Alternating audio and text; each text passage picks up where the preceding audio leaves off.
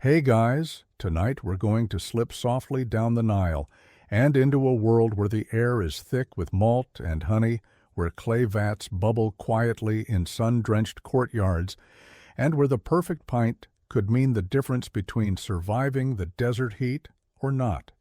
We're talking about beer. But not just any beer. Ancient Egyptian beer, frothy and strange, beloved and essential, a brew that built pyramids and soothed kings. Picture this.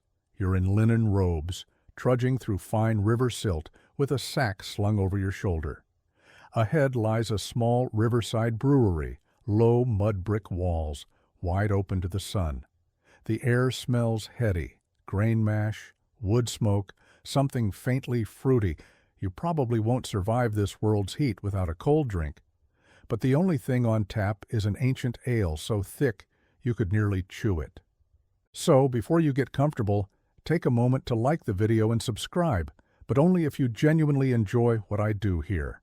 And I'd love to know, where are you watching from, and what time is it right now in your part of the world?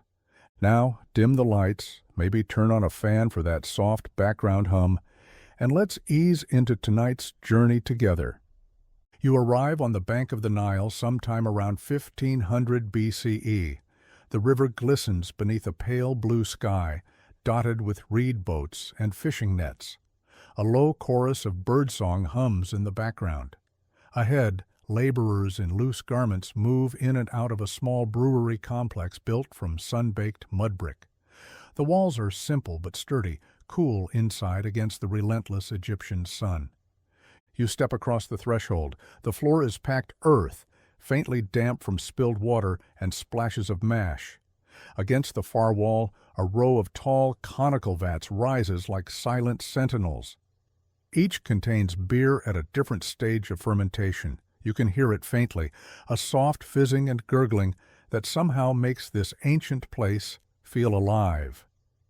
The head brewer, a wiry man with sun-darkened skin and a gold amulet dangling at his throat, nods to you with a wry smile. "You're just in time for the midday batch," he says. His voice is low, slightly amused. "The gods must have sent you, or maybe it was the smell." And what a smell it is. The entire room is thick with the scent of damp grain and fermenting yeast. It's not exactly pleasant, but strangely comforting. You can almost taste the beer already, earthy, sour, slightly sweet, but before you can sip, you'll need to see how it's made. You follow the brewer past a stack of reed baskets filled with emmer wheat and barley, the sacred grains of Egypt. Women and young apprentices sort the grains carefully, removing stones and bits of chaff. Each grain has a role to play in the complex, ritualistic art of Egyptian brewing. In one corner, another apprentice kneads dough made from partly malted grain and water. This is no ordinary bread, it's beer bread, designed to break down easily in liquid and release sugars for fermentation. You watch as round loaves are baked lightly, just enough to hold their shape. The loaves are then crumbled into large clay vats, where water is added and the mixture is stirred with long wooden paddles. Nearby, a large copper kettle simmers gently over an open flame. The brewer explains that boiling is not always part of the process. Historians still argue whether the Egyptians consistently boiled their beer mash or relied on spontaneous fermentation. It depends on the season, the brewer shrugs, and on whether the gods are watching. You smile at that. Ancient Egyptian religion infuses every part of daily life, and beer is no exception. In fact, this very brewery may be attached to a temple. Beer here isn't just food and drink. It's a sacred offering to deities like Hathor, the goddess of joy and dance, and Tenenet, the goddess of childbirth and brewing.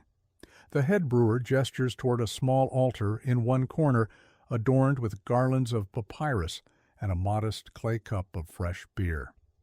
As the brewing process continues, you notice that time seems to flow differently here. No one rushes. The yeast will do its work in its own time, converting sugars into alcohol. The brewers will check the vats by taste and smell, using skills passed down through generations. While you wait, the brewer offers you a seat and a small cup. The beer is young, still cloudy with suspended grain particles. You sip and are met with a surprising burst of flavor. It's tangy, slightly sour with notes of date and honey, not exactly your modern IPA, but refreshing in its own ancient way. You know, the brewer chuckles, watching your reaction, some foreigners think our beer is too thick, but it keeps you strong. He's not wrong. Beer in this world isn't just a recreational drink, it's sustenance. Laborers, farmers, priests, even children drink it daily. Often it's safer than Nile water, which can teem with bacteria and parasites. Beer, by contrast, is boiled or fermented enough to kill off most harmful organisms. You lean back, cup in hand, and glance once more at the busy brewery around you. The sun slants through an open window, illuminating swirling dust motes and the warm, coppery sheen of the fermentation vats. Somewhere outside, the Nile whispers against its banks, an eternal backdrop to this ancient craft. And just think, we've only just arrived. You're still seated on that worn wooden bench, the cup of beer warming gently in your hands. As the brewery hums around you, the head brewer leans in conspiratorially.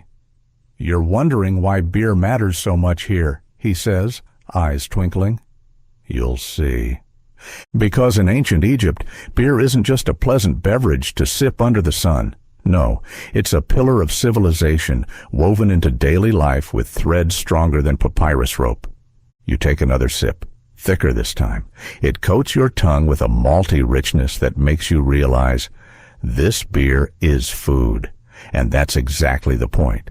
In a land where the sun scorches crops and river floods can be fickle, beer becomes a liquid loaf of bread, nutritious, filling, and safe. Imagine yourself as a stonecutter on the Great Pyramid project. The sun beats down mercilessly as you haul limestone blocks, sweat pouring from every pore. Clean water? Ha! Not a reliable option. But beer? Your daily ration includes several jugs of it, rich in calories, vitamins from yeast, and just enough alcohol to take the edge off your aching muscles. Egypt's workforce quite literally runs on beer. Hieroglyphs detail it. Payments to workers include set amounts of beer per day. One ancient record even mentions 4 loaves and 8 jugs of beer as a fair wage. It's hard to argue with that. Historians still argue whether Egyptian beer was universally alcoholic or if some versions were more like a nutritious porridge. The truth likely lies somewhere in between. Different strengths for different needs. Light beer for children and priests, hearty brews for laborers, stronger offerings for festivals. Your brewer chuckles as he shares a local saying, "A house without beer is like a boat without a rudder." No wonder breweries dot the landscape, from sprawling temple complexes to tiny family homes. Beer flows through every level of society. You wander outside for a moment, blinking in the sharp sunlight. Nearby, a family gathers under a reed canopy. A young mother pours beer from a tall, narrow jar into small clay cups. Even toddlers receive a watered-down version, thick with floating grain. No one thinks twice. It's as normal here as milk or water elsewhere. And it isn't just about hydration. Beer in ancient Egypt carries spiritual weight. During religious festivals, beer is offered to the gods in elaborate rituals. Priests pour it onto altars or into sacred basins, believing the aroma pleases the divine. One myth even tells of Hathor, who drank so much beer dyed red like blood that she forgot her rage and spared humanity. You sip again, eyes widening slightly. Is that honey? Indeed, many ancient beers were flavored with local ingredients, dates, honey, herbs, to enhance taste and offer variety. Think of it as Egypt's version of craft brewing. Nearby, the head brewer gestures you back inside. Another batch is underway, and the apprentices chant softly as they stir the mash. The process feels ritualistic, almost reverent.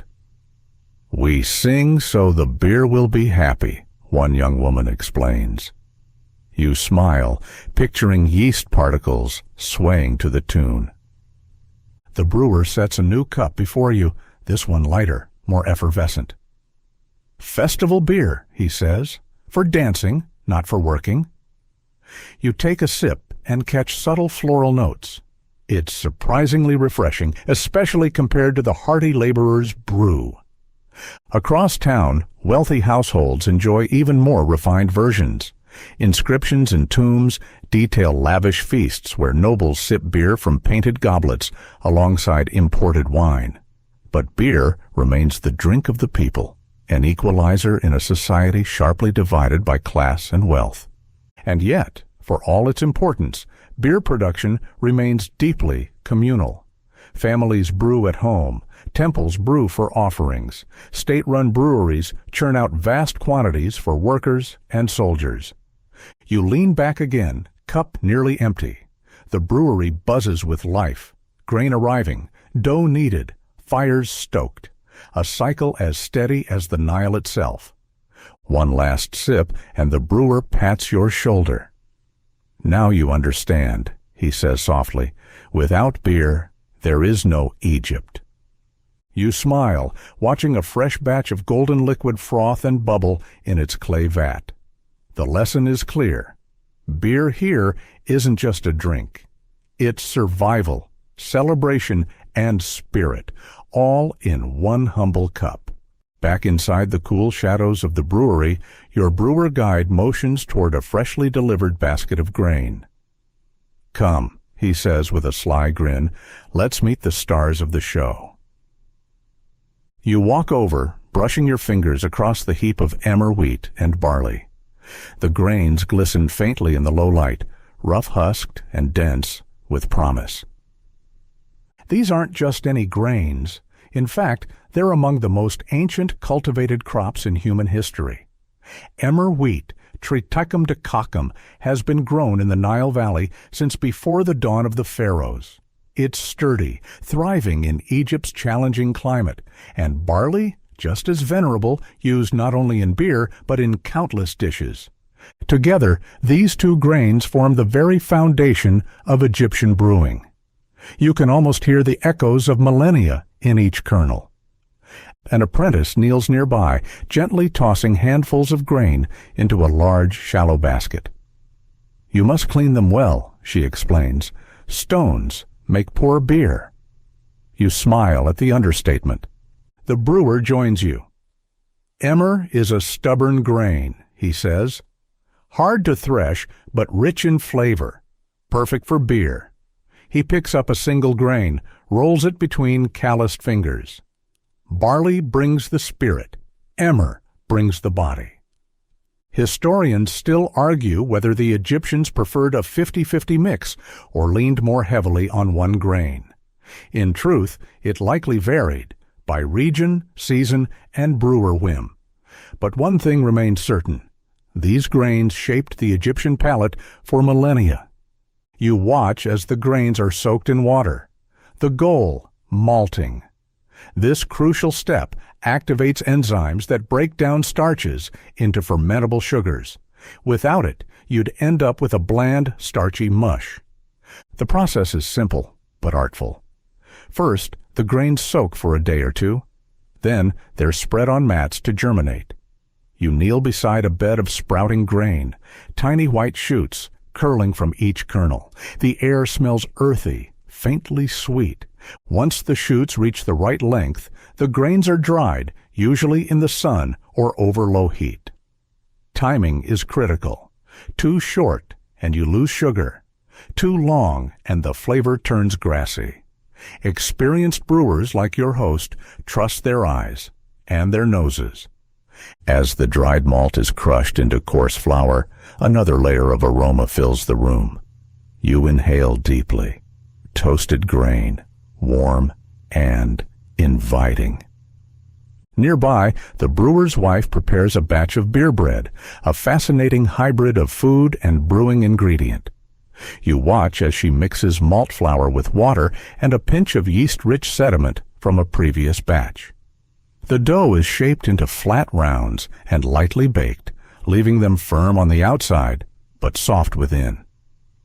These loaves, the brewer explains, hold the sweetness. When we crumble them into the mash, the magic begins.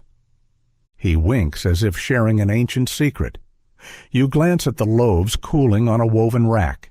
They seem ordinary enough, yet soon they'll fuel fermentation, a process as mysterious now as it was thousands of years ago. You follow as he carries a basket of fresh beer bread to a massive vat. The loaves are broken apart, mixed with water, and stirred rhythmically. The resulting mash resembles a thick, grainy porridge. At this point, your guide leans in. "You may have heard some say we add dates," he says. "It is true, but not always. The sweetness helps the yeast." He drops a handful of chopped dates into the bubbling mixture. This is where the brewer's artistry shines. Some add herbs, coriander, chamomile, even mandrake root. Others swear by honey or fig.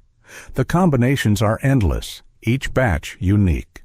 As the mash heats gently, the brewer stirs, humming under his breath. You catch a few words, an invocation to Tenenet, the goddess of beer. Superstition? Perhaps, but in a world where invisible yeast transforms humble grain into life-giving drink, a little divine help never hurts.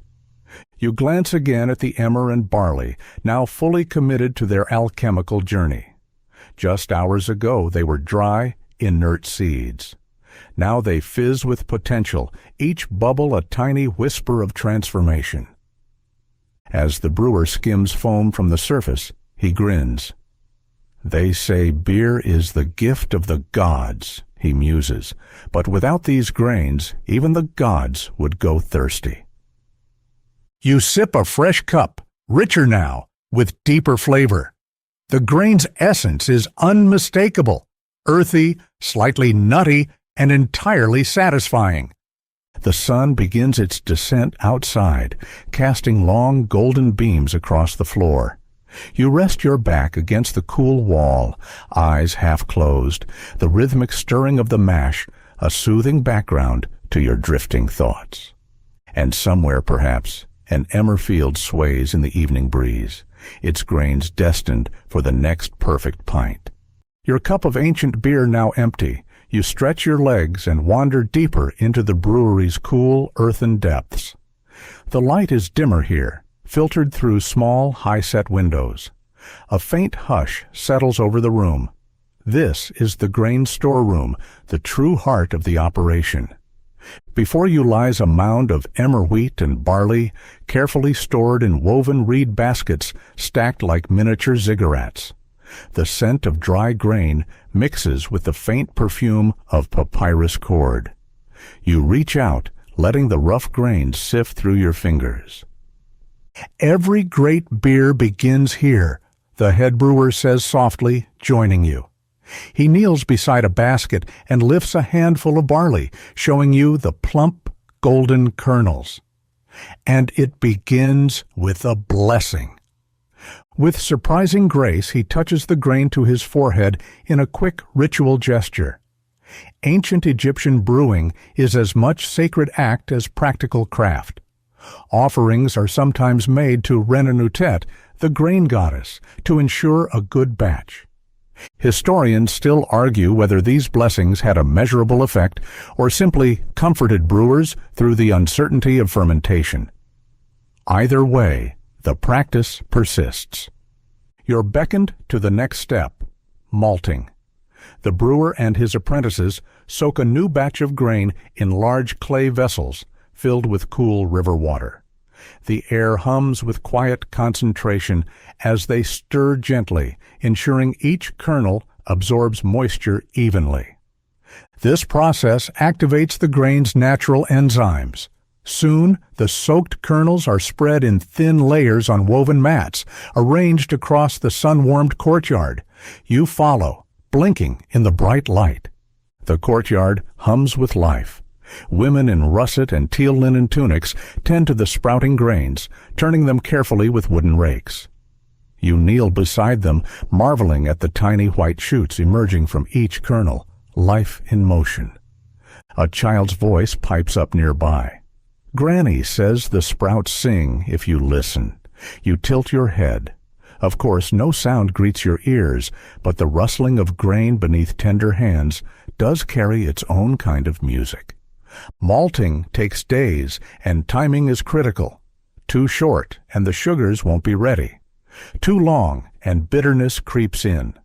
The brewers rely on sight, scent, and instinct. Your guide plucks a few grains, crushing them gently between his fingers. A faint sweetness coats his thumb. Perfect. He nods. Nearby, an apprentice tends to the drying mats. The grains must be halted at just the right moment. In this case, they're left to dry in the sun, though in cooler months, slow drying over embers might be used.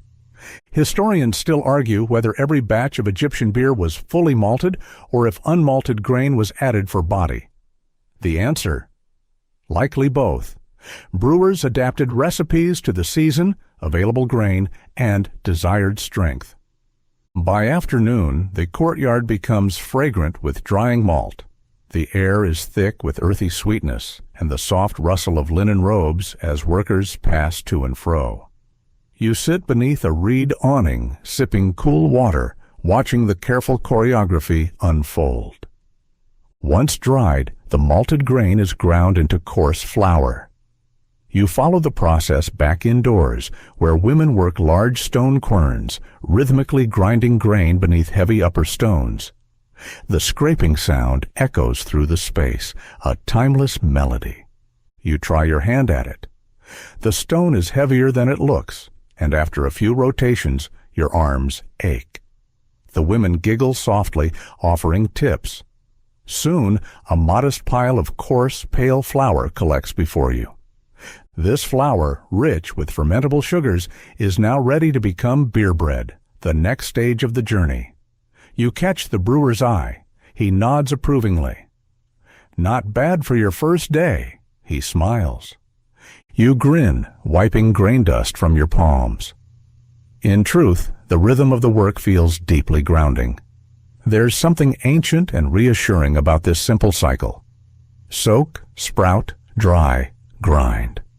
A sudden breeze stirs the air, carrying the scent of grain and river and distant wood smoke. You pause, closing your eyes for a moment. In this place, the boundary between past and present seems to blur. You can almost hear the voices of brewers across millennia, all working to unlock the hidden sweetness of grain.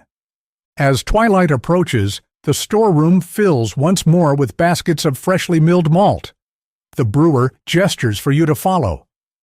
Come, he says, it is nearly time to bake. And with that, the next chapter of this ancient alchemy awaits. You follow the brewer back toward the hearth room, where the faint glow of flame dances along the mud brick walls. The room is warmer here, thick with the scent of smoke and grain, a place where heat and time will soon transform your freshly milled malt into beer bread. A wide, low hearth dominates the center of the space. Around it, shallow clay ovens are embedded in the walls. An elderly woman in a faded indigo tunic kneels beside a large mixing bowl, her hands deftly combining coarse malt flour with cool river water. The mixture is thick, almost a batter. You must learn to feel it, she says, noticing your curious gaze. Not too wet, not too dry. Her fingers swirl through the paste with practiced ease. She scoops the mixture into smaller bowls, adding a handful of crumbled yeast sediment, a byproduct of the last batch of beer. You catch the faint tang of fermentation already blooming. Historians still argue whether ancient Egyptians cultivated specific brewing yeasts or relied solely on wild strains. The truth likely lies somewhere between. Each brewery's walls and tools teemed with yeast that subtly shaped its signature flavor. As the mixing continues, the brewer gestures to a tray of ingredients. Sometimes we add dates or figs, he explains. Honey too, if there's enough to spare. Today, a few wrinkled dates are chopped finely and folded into the dough. a small luxury that will add a hint of sweetness to the final brew. You're invited to help shape the loaves. Following careful instruction, you form rough discs the size of your palm, dense enough to hold together, yet soft enough to dissolve later in water. Your first attempts are lopsided, drawing amused smiles from the seasoned bakers. "These will brew well," the brewer reassures you with a wink. "Ugly bread makes honest beer." As the shaped loaves rest, the hearthwoman tends to the ovens. She stokes the fire with long iron tongs, feeding it slender branches of acacia and tamarisk. The flames flare briefly, then settle into a steady heat. The loaves are placed inside, one by one. You kneel nearby, feeling the warmth radiate through the stone. The baking is quick, just enough to firm the outer crust while keeping the interior soft and rich in sugars. An apprentice chants softly in the corner, a lilting invocation to Hathor and Tenenet. You recognize a few words: joy, abundance, safe fermentation. The blending of sacred and practical continues seamlessly here. Each step of brewing is both craft and ritual. Soon, the aroma of baking malt fills the room, earthy, sweet, and almost floral.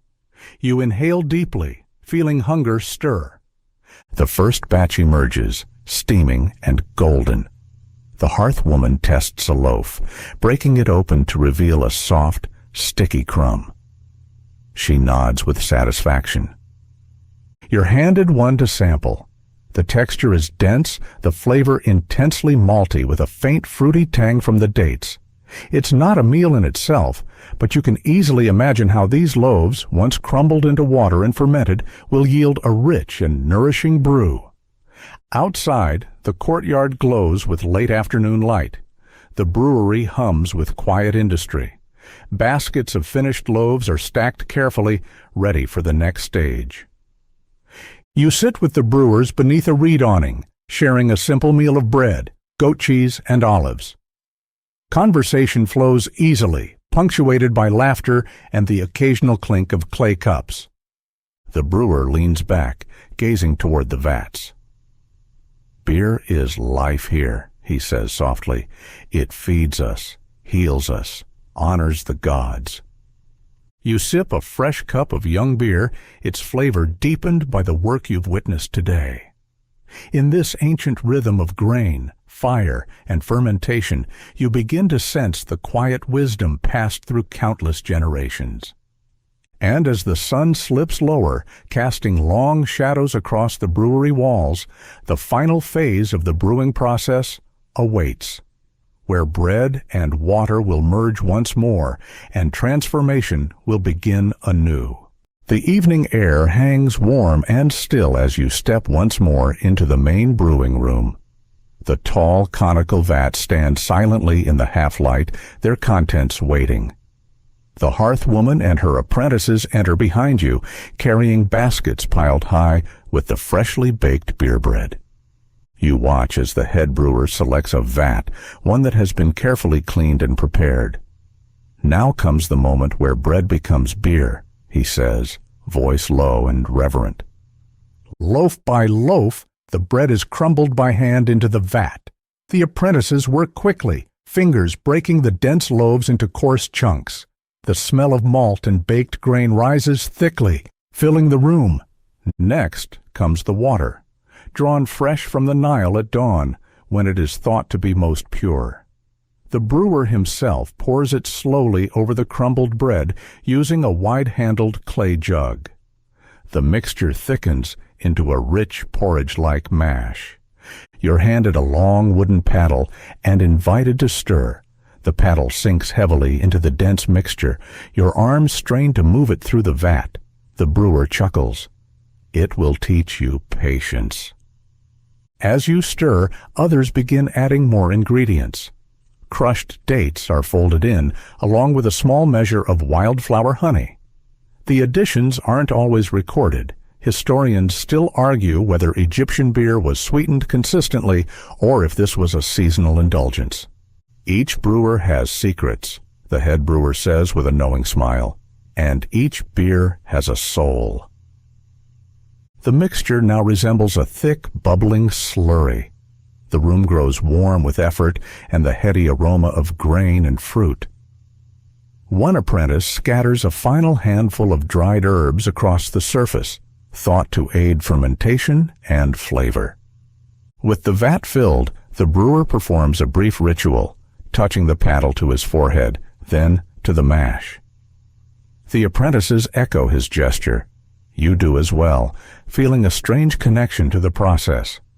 A cloth covering is drawn across the top of the vat, tied with papyrus cord.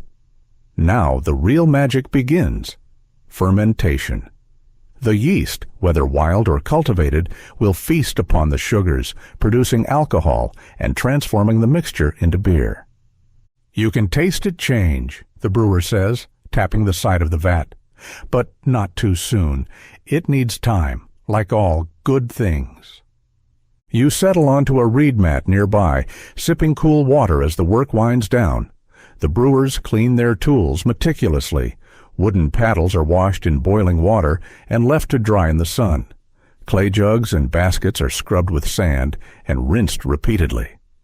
Clean tools, happy gods, one apprentice says with a grin. As twilight deepens, the brewery grows quieter. You watch shadows lengthen across the packed earth floor. The vats now hum faintly with unseen life, the soft fizz of fermentation beginning its ancient work. Some say you can hear the yeast sing, the brewer muses. You close your eyes and listen. There is only the faintest sound, like distant bubbling, a quiet heartbeat of the vat. Historians still argue how long Egyptian brewers allowed their beer to ferment. Some evidence suggests a day or two for lighter beer, longer for stronger brews. Here, instinct guides the process as much as experience. You'll know when it's ready, the brewer says softly, by the smell, by the taste, by the feel in your bones. You lean back, gazing at the earthen ceiling and the flicker of firelight dancing across its surface. Around you, the brewers share quiet conversation, their words blending with the hum of the fermenting beer. As the evening cools, one apprentice brings out a small lyre, plucking a gentle melody. The brewer closes his eyes, listening. Music, too, is part of the brew's soul. You feel yourself drifting, lulled by the warmth, the faint scent of grain and fruit, the soft bubbling from the vats. In this place, the lines between work and ritual, between sustenance and offering, blur beautifully. The beer will be checked tomorrow and again the next day. Taste, smell, instinct, these guide the final stages. There are no thermometers or timers here, only tradition and a brewer's practiced senses. As the lyre's song fades, the brewer rises. We leave it to the night, he says. The vats stand in the quiet, darkened room, their ancient alchemy unfolding unseen. You rise as well, following the others into the cool night air. The stars glitter above the Nile, reflected in its slow-moving waters. You exhale, feeling the weight of centuries around you. Tomorrow, the brew will be tasted, and soon it will be shared, offering sustenance and celebration in a single cup.